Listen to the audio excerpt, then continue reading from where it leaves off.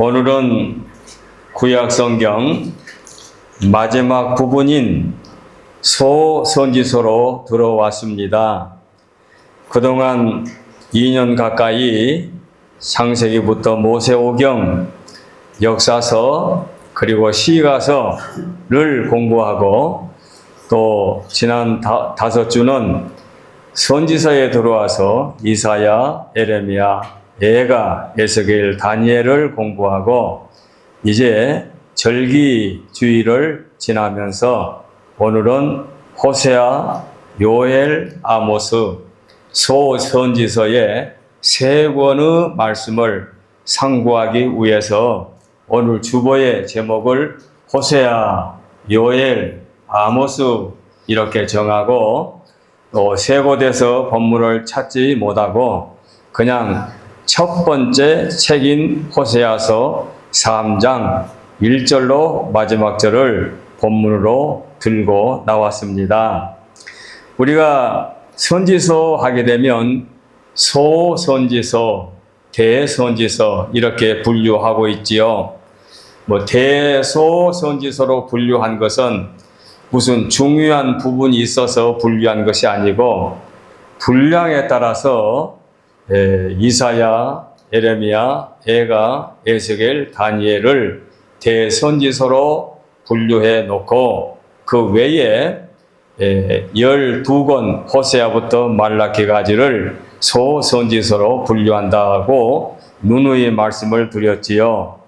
그래서 소선지서 하면은 선지서 중에서 둘로 나눠서 대선지서가 지나고 소선지서의 호세아다 이렇게 머릿속에 기억해 두시면 도움이 될 줄 압니다. 본래는 제가 처음에 교역할 때는 금년 말에 구약을 마치고 새해는 신약으로 들어가려고 했는데 제가 지난 10월 달에 한국에 다녀오느라고 4주를 빠져서 오늘 호세아, 요엘, 아모스를 상고하고 다음 주일은 신년 감사 예배를 드리고 1월 둘째, 셋째, 넷째를 이제 소선지서의 나머지 9권을 한 주에 3권씩 공부하게 되면 1월 말에 말라기를 공부하고 2월 초에 신약으로 들어가겠다 이런 계획을 갖고 있습니다. 구약이면 어떻고 신약이면 어떤가 하겠지만 구약은 좀 생소한 부분이 많지 않습니까? 그래서 신약으로 들어오면은 더 쉽게 이해하기가 쉬울 줄 알아서 이런 말씀을 드립니다. 그래서 오늘은 호세아서가 어떤 책이며 호세아 선지자는 어떤 분인지 1대지에서 말씀을 드리고 그 다음에 2대지는 이제 요엘서, 3대지는 아모스 이렇게 쉽게 정리를 해서 말씀을 드리려고 합니다. 자, 그러면 첫 번째로 호세아 선지자와 호세아서 어떤 선지자입니까? 호세아서를 가르쳐서 그릇된 자기 백성에 대한 하나님의 사랑 이런 제목이 붙여집니다. 그릇된 자기 백성, 하나님이 보실 때 이스라엘 백성들은 선민이고 당신의 백성인데 그런데 범죄하고 하나님을 떠나서 세상으로 나아갔을 때 그 그릇된 자기 백성, 그릇된 하나님의 백성, 그릇된 이스라엘 백성에 대한 하나님의 사랑 그것을 묘사하지 않았습니까? 그래서 아마 소선지서 중에서 아마 몇 책은 여러분의 머릿속에 기억이 날 거예요. 호세아 하면은 아내가 이제 집을 나갔는데 말하자면 그 아내를 다시 불러오는 그런 복음성도 있고 내용을 알고 있지 않습니까? 그건 뭔가 하니 여자가 없어서 그 아내를 데려오는 것이 아니라 범죄하고 가정을 떠났지만 남편을 배신했지만 그를 사랑하고 돌아와서 또 아이를 낳고 가정을 이루게 된 것은 하나님을 떠나서 세상으로 나아간 죄인이 된 이스라엘 백성들을 하나님이 버리시지 않고 선지자 호세아가 자기 아내를 용서하고 다시 불러오는 것처럼 이스라엘 백성들을 하나님께서 당신의 품으로 불러오신다. 그런 의미에서 그릇된 자기 백성에 대한 하나님의 사랑, 이런 소제목을 붙이게 됩니다. 자, 그러니까 그 정도는 우리가 알고 있지요. 호세아는 언제적 선지자냐? 이스라엘의 여로보암 2세 때입니다. 그러니까 여로보암 2세 하면은 북왕조의 13번째 왕이 여로보암 2세입니다. 근데 여로보암 2세가 왕으로 있을 때 도덕적으로 쇠퇴해가고, 그리고 어려운 위기 속에서 나라의 위기를 당하게 되는데, 아마 곧 얼마 있어서 사마리아가 함락될 지경에 도달하게 됩니다. 하나님이 아시지요? 그들이 범죄하여 아수르에게 이제 함락이 되게 되지요. 그때의 남쪽 유다 왕국에는 요담 11대 왕, 아하스 12대 왕, 그리고 여러분이 기억하는 히스기야 왕 13대 왕이 왕으로서 나라를 치하할 때에, 그때에 여로보암 2세가 북쪽 이스라엘의 나라를 통치하고 있었다. 이렇게 아시면은 어느 시대 사람이었다 하는 걸 알 수 있지요. 근데 북왕국이 19명의 왕 중에서 여로보암 2세가 13번째 왕이었으니까 뒷부분 아닙니까?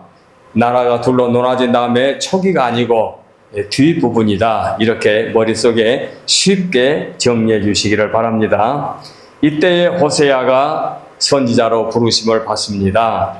자, 아모스 선지자가 남쪽 유대인으로 번영하면서 방종하는 이스라엘 백성들에게 가차없이 예언을 할 때에, 이때에 호세아가 북쪽 토바기로 있으면서 열정적인 마음을 갖고 그 백성들에게 여호와의 말씀을 외치는 그런 사명자가 된 것이지요.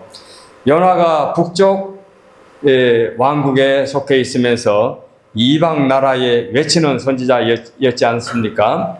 니느웨의 요나는 또 뒤에 나오니까. 그래서 요나가 북왕국의 해외 선교사였다고 하면 호세아는 국내 선교사였다. 이렇게 또 비교하면은 머릿속에 또 쉽게 이해가 될 줄 알아서 말씀을 드립니다. 예레미야가 낙담과 열정을 가지고 눈물로 선지자의 활동을 할 때에 호세아는 그를 구약 가운데 사랑의 사도로 하나님께서 세워가지고 그렇게 백성들에게 회개하고 돌아오도록 외쳤던 그런 그런 인물이었습니다.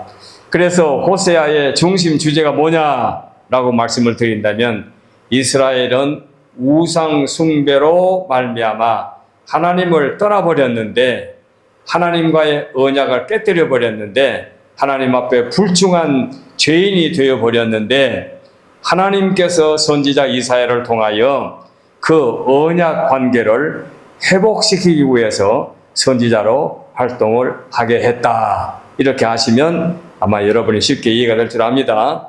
그래서 호세아는 심판과 희망의 메시지를 전달하도록 하나님께서 불러주셨고, 그는 이스라엘 백성들에게 대한 불충함, 하나님 앞에 타락하고 범죄하고 세상으로 나아가는 그들에게 하나님의 한결같은 사랑, 변함없는 사랑, 그 사랑으로 돌아오라.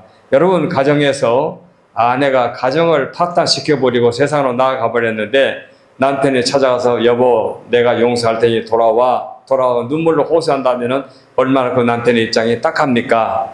이 호세아가 그와 같은 처지에 이제 세움을 받은 그런 선지자였다고 말씀을 드리겠습니다. 그래서 호세아는 죄와 절박한 심판의 폭로는 아모스의 맹렬한 탄핵이 아니라 범죄하는 자기 백성에 대한 하나님의 뜨거운 사랑, 용서하는 사랑, 그 애절한 사랑으로 그 부르는 하나님의 외침을 선지자 호세아가 이렇게 대신 말씀을 하고 있습니다. 그래서 호세아 선지자 하면은 여러분 머릿속에 소선지서 중에 첫 번째 책으로 아내가 타락하고 세상으로 나아갔는데 돌아오라고 아내를 다시 찾아가서 뭡니까? 돈으로 변상해 주고 아내를 데려오는 그런 선지자였다. 그건 뭔가 하니 당신의 백성들인 이스라엘 선민이 하나님 앞에 범죄했을 때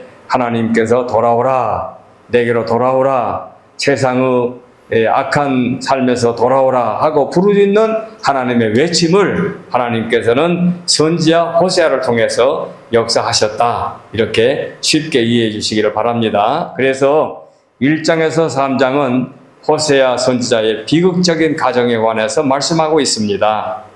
그리고 4장으로부터 마지막 장까지는 호세아 선지자의 예언이 수록되어 있습니다. 그 예언을 크게 둘로 나누면 4장에서 10장까지는 이스라엘의 죄악에 대한 심판의 예언이고 11장에서 마지막 장까지는 이스라엘의 회복에 관한 말씀이지요. 이렇게 해서 호세아서가 14장으로 기록되어 있는데 하나님께서 그 백성들을 사랑하여 돌아오라 외치는 그 외치는 자의 소리로 선지자 호세아를 세우셨다. 이렇게 여러분이 쉽게 머릿속으로 정리해 주시기 바랍니다.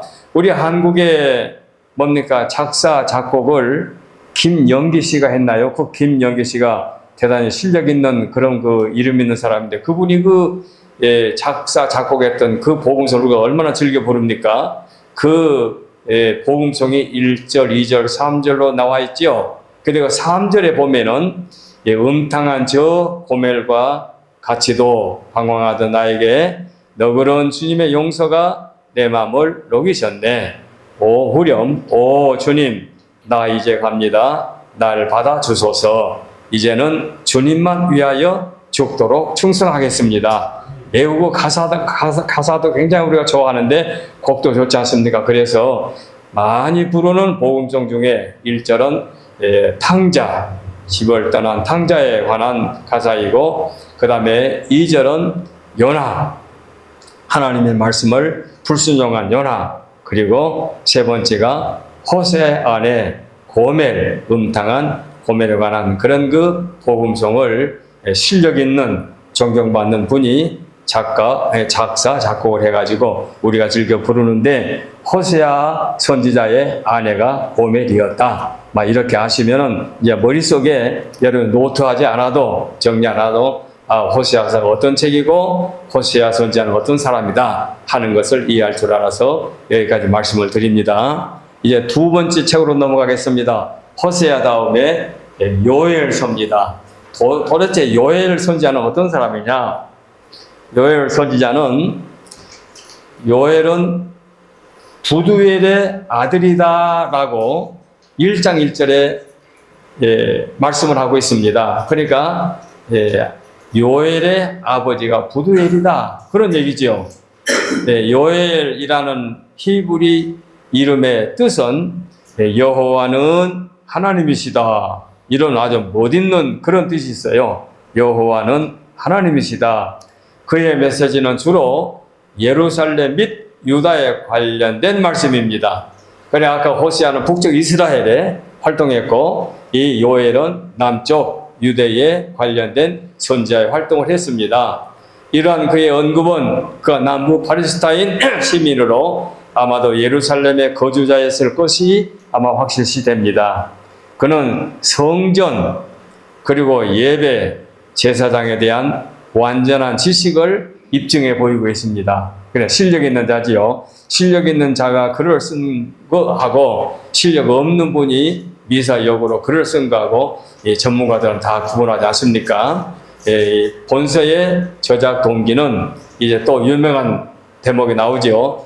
메뚜기 떼와 가뭄으로 인한 한밭 그런 그 황폐된 그런 내용의 말씀이 나오지요. 그러니까 요엘 하게 되면 메뚜기 떼 이렇게 정리하게 되면 호세아, 고멜 그의 아내 이런 식으로 머릿속에 연결해 놓으면은 성경을 읽을 때 이해가 쉽게 될 줄 압니다. 비길 데 없이 품위 있고 강한 시적 음률로 선지자 메뚜기 떼의 침입을 마치 군대의 침략자처럼 형태로 묘사하면서 여호와의 날의 징조를 전조를 잘 묘사하고 있습니다. 모든 백성의 회개를 촉구하면서 만일에 하나님 앞에 불순종하게 되면 하나님께서 징벌을 내리시는데 마치 메뚜기 떼 또는 가뭄으로 인하여 곡식이 메말라 죽고 없어진 것처럼 우리의 백성들은 하나님 앞에 그런 메마른 전답에 곡식같이 될 것이다 하고 메뚜기 때 가뭄으로 말씀을 외치고 있지요. 그래서 요엘 선지자 하게 되면 메뚜기 때 이렇게 머릿속에 정리해 두면은 이것도 성경을 읽으실 때 도움이 되리라 생각합니다. 그래서 누구를 향해서 말씀드렸느냐? 아주 범위가 넓어요. 1장에서부터 나오거든요. 자녀들, 노인들을 향해서 1장 2절로 3절에, 포도주를 마시는 자들 1장 5절에, 농부들 1장 11절에, 제사장들 1장 13절에 누구나 다 포함된 거예요. 그러니까 모든 사람들을 다 포함해서 싸잡아서 이렇게 선지자로 활동을 하게 되지요. 여호와께서 역사하시기 때문에 우리가 여호와께 회개하고 돌아오지 않게 되면 누구도 여호와 앞에 예외가 없다. 그런 의미가 되겠지요. 그래서 본서에 신학적 의미가 있습니다. 오늘 주보에도 참고 옮겨놨는데 오순절에 시몬 베드로가 본서를 인용해서 여호와의 날에 대한 본서의 약속은 성령 강림으로 연결을 지어 말씀하고 있습니다. 그래서 선지자 요엘을 통해서 하신 말씀이 신약 성경에서 사도의 입을 통해서 역사가 나타나게 되지요. 바로 그것이 성령의 임재하심, 오순절에 일어날 성령 강림의 사건을 여기에서 언급하고 있습니다. 그러니까 요엘의 예언은 예수님이 오심과 성령의 강림하심으로 말미암아 성취될 것을 이 구약 선지서에서 말씀하고 있습니다. 그 외의 예언들은 예수님께서 이제 재림하실 때, 구름 타고 재림하실 때 완성될 거죠. 성취가 완성될 거죠. 그러니까 주님의 초림으로부터 재림에 이르기까지 포함해서 선지자를 통하여 하나님께서 이렇게 예언해 주신 말씀이 요엘서에 기록되어 있습니다. 그러니까 메시아의 오신 때는 예수님의 생애의 초림으로부터 시작이 된 겁니다. 그러니까 이미 시작이 된 거예요. 2000년 전에 시작이 된 거예요. 그래서 주님이 부활 승천하시고 성령 강림으로 말미암아 이 요엘 선지자의 예언은 이루어지고 있음을 보여주고 있습니다. 그래서 지금도 교회 안에서는 이것이 계속되고 있습니다. 성령의 강한 역사가 우리 마음속에 임재함으로 우리는 이 죄악된 세상에서 마치 살아있는 물고기가 흐르는 물에서 마치 헤엄치고 위로 올라가는 것처럼 우리는 죄악된 세상을 거스려 믿음으로 승리로운 삶을 살고 있습니다. 그래서 요엘은 이 날은 신실치 못한 이스라엘에게 심판의 날이 될 것이라고 외치게 된 거지요. 그러나 여호와의 날이 임하기 전에 회개하고 돌아오게 되면 하나님의 도우심을 받는다. 이런 선지자의 말씀이 얼마나 그 백성들에게 소중한가 하는 것을 보여주고 있습니다.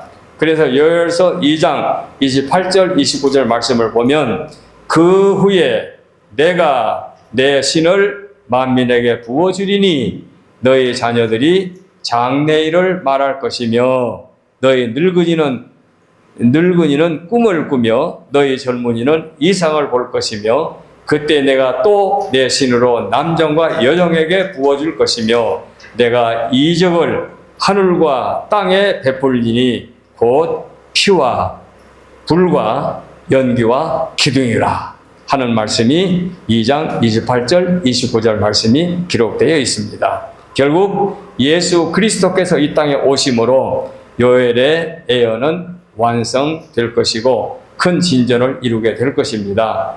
예수님의 임재에 대한 보증으로 교회 안에 성령 강림의 역사가 나타나게 되는데 성령 강림은 어느 교파의 전매 특허가 아닙니다. 그 교단만이 갖고 있는 무슨 특허받은 게 아니고 온 교회에 그리스도의 보혈로 세워짐을 받은 모든 교회는 성령의 강림하심으로 역사가 이루어지고 있습니다. 이 놀라운 사실을 우리는 잠시도 잊어서는 안 될 줄 압니다. 그래서 1장은 회개의 촉구의 말씀이고 2장은 구원의 약속의 말씀이고 3장은 여호와의 날에 관한 말씀이지요. 이렇게 해서 요엘서가 이루어지게 된 겁니다.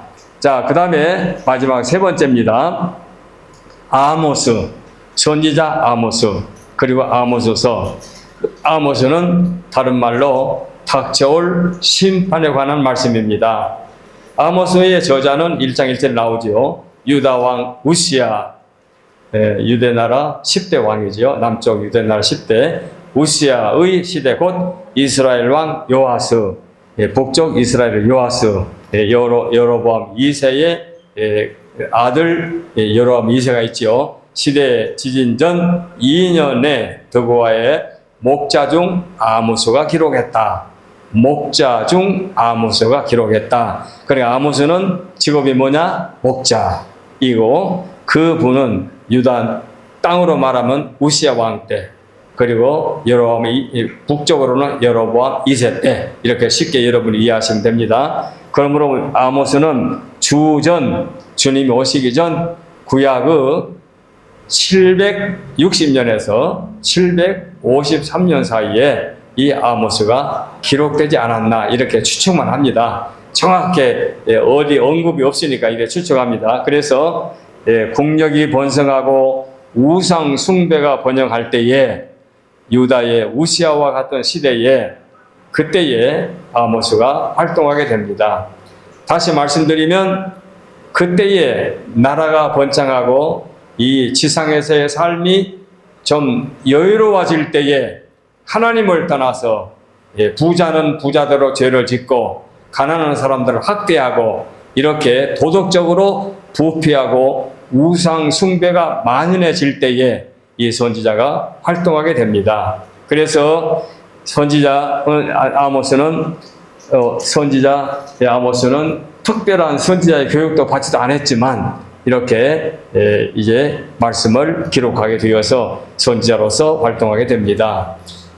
한 마을의 목자로 있었다면 이름 없는 천한 직업을 갖고 있지 않습니까? 그러나 하나님께서 그를 세워서 죄악상에 대해서 신랄하게 책망하고 비판하게 됩니다. 그래서 예언자 아모스는 아모스라는 이름은 무거운 짐진 자 그런 뜻이 있는데 예루살렘에서 남쪽으로 160km 떨어진 곳에서 더고아의 양치는 사람, 뽕나무를 배양하는 사람, 이렇게 머릿속에 정리해 주시기 바랍니다. 단순한 농부였지요.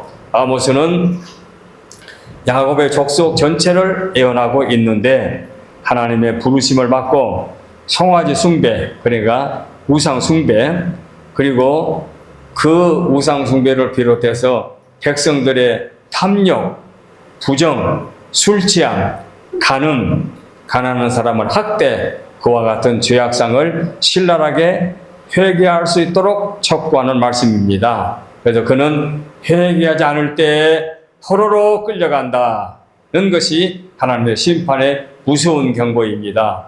그래서 아모스의 사명은 북쪽 이스라엘, 곧 북쪽 백성들을 향하여 하나님께서 세워주신 선지자 중에 하나였다. 이렇게 우리가 알면 되겠습니다. 안타깝게도 그의 메시지는 꼭 하나님께서 필요한 사람들에게, 그 백성들에게 전해주셨는데 그런데 별로 인기가 없었어요. 그 인기가 없었는 게 아마 그 사람의 직업 때문에 그랬는지 잘 모르겠습니다만은 별로 무시를 받았습니다. 그래서 아모스는 이스라엘이 외부적으로 번영한 것 같지만 내부적으로 부패하고 타락하고 범죄하고 심지어는 노예까지 매매할 정도로 이 사람들이 말하자면 부패가 됐으니 얼마나 타락됐습니까? 노예를 사고 팔고 할 정도로 됐다면 얼마나 그 죄악이 하나님이 보실 때 사악합니까?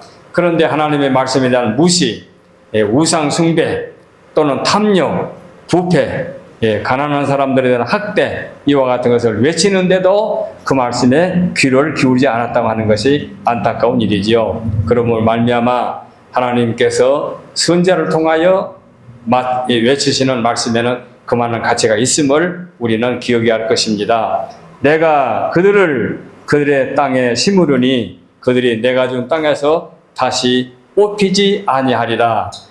9장에 있는 말씀인데 하나님께서 아브라함에게 하셨던 약속의 땅, 궁극적으로 예수 그리스도를 통한 왕국이 임할 것을 말씀하고 버리지 않을 것을 말씀하신 그런 귀한 말씀입니다. 그래서 그는 사명감에 쫓겨서 애언할 수밖에 없었지만, 그러나 그 말씀을 듣는 백성들은 신통치 않게 받아들였다. 참으로 안타까운 일이 아닐 수 없습니다. 그래서 호세아, 요엘, 아모스 세 선지자의 그 차이를 말씀해 드렸습니다. 아모스의 활동은 필연적으로 베델의 우상의 제사장 아마샤와 충돌하게 되어서 끝내는 이스라엘 국외로 추방되지 않았나, 이렇게 전문가들은 말하고 있습니다. 자, 이 아모스의 성경의 내용은 1장, 2장에는 애언, 심판에 관한 애언이고, 그 다음에 3장에서 6장까지는 권면의 말씀이고, 7장에서 9장까지는 멸망과 회복에 관한 말씀입니다. 그러니까 유사하지요. 심판, 애언, 그 다음에 권면, 설교, 그 다음에 멸망과 회복. 자, 이렇게 말씀드리는데 다시 한번 정리를 해드리겠습니다. 세 분을 말씀을 드렸으니까 얼마나 복잡합니까? 세 3인을 상고했는데, 자, 이스라엘을 하나님이 선택하셨는데 하나님 앞에 범죄하고 우상을 섬기고 하나님을 떠난데 그 백성들이 세상과 짝지어 있는 것을 하나님은 뭘로 묘사했느냐? 간음한 아내로 묘사해가지고 선지자 호세아를 통하여 아내 고멜을 하나님이 이스라엘 백성들로 생각하고 용서하고 데려와라, 용서하고 데려와라, 싹쓸 집으로 돌아와라 한 것처럼 그 백성들을 내게로 돌아오라, 돌아오라, 사악한 자리에서 돌아오라, 세상에서 돌아오라, 범죄에서 돌아오라 하고 호세아를 통하여 이스라엘 백성들이 돌아오도록 권면하는 것을 한 선지자의 가정의 비극적인 사건으로 묘사해서 말씀한 것이 호세아 선지자의 내용이고 호세아서의 말씀이고, 그 다음에 두 번째는 그 당시 농부이고 목동이었던 요엘을 세워가지고 풍요를 누리는 유다를 대상으로 하나님을 버리고 우상을 섬기는 그 사람들에게 회개하고 돌아오라, 회개하고 돌아오지 아니하면 메뚜기 때